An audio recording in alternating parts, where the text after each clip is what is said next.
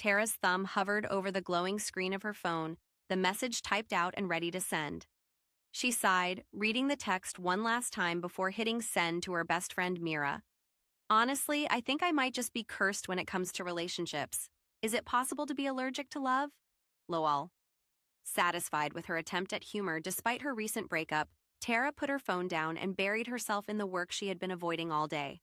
Little did she realize her message didn't reach Mira at all. On the other side of town, Kian's phone buzzed on the kitchen counter. He wiped his hands on a dish towel and picked it up, confused to see an unknown number. His brow furrowed as he read the message and a small chuckle escaped him. Kian, if you are, I might be too. Care to compare symptoms?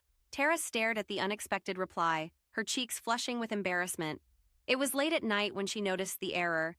She quickly typed, "Oh gosh, I am so sorry, that wasn't meant for you. I must have dialed the wrong number. My bad." Kian, amused and with no intention of letting the conversation end just yet, responded, "No need to apologize, it made my evening. It's nice to know I'm not the only one love avoids like the plague." And just like that, the two struck up an unlikely conversation. What began as an embarrassing mistake turned into hours of texting. Tara learned that Kian was a freelance journalist who had just moved back to the city. He loved bad puns and had an encyclopedic knowledge of the most obscure trivia. Kian discovered that Tara was a school teacher with a penchant for baking cookies and singing along to old Bollywood songs. Days turned into weeks and their digital connection grew. Though they hadn't met in person, they felt like they'd known each other forever. Tara would send Kian pictures of her botched cookie experiments, and Kian would reply with exaggerated ratings and imaginary medals for creative baking.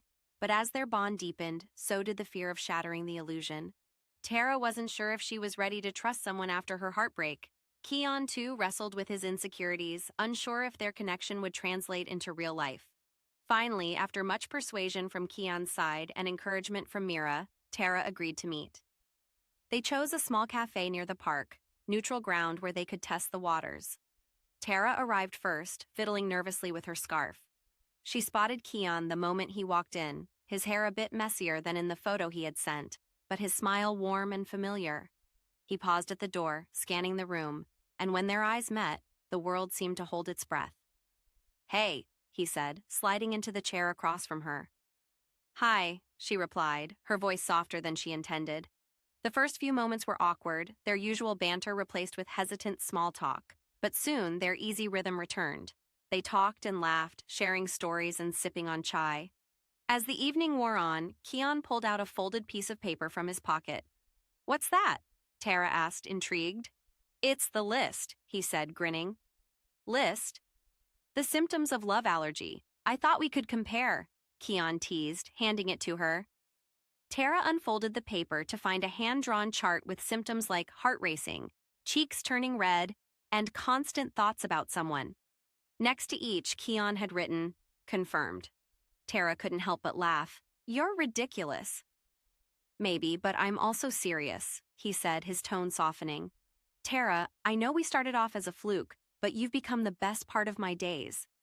I don't want this to be just a text thread or a coincidence. I want to know if this can be something real." Tara looked at him, her heart pounding in her chest.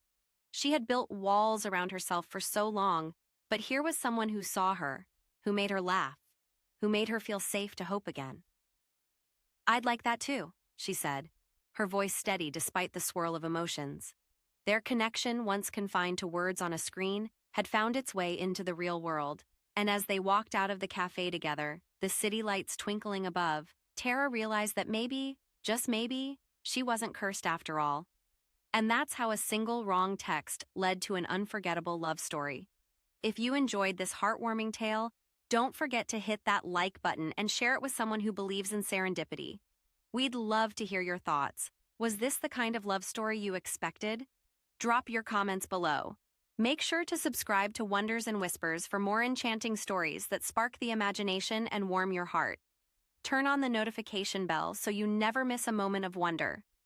Until next time, keep exploring the wonders and cherishing the whispers of life's surprises.